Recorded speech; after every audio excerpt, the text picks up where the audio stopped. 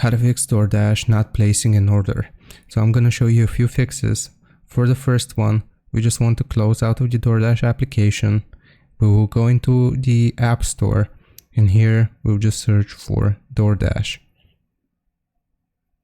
I'm just going to type Doordash like this, and make sure your application is up to date. So here, if you see an update button, just click to update your Doordash. That was the first fix.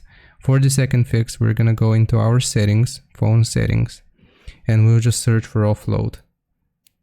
Find offload unused apps, and here you should be able to see a list of all of your applications, and we just want to find Doordash. Click on Doordash and then select offload app.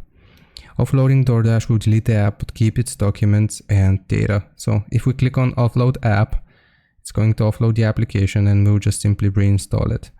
Now that was the second fix, and for the last solution, what we can do is we can turn off our phone for 10 seconds and then turn it back on, and this should fix the issue. So those are the things that I can suggest doing. Leave a like and sub if this worked, and I'll see you next time.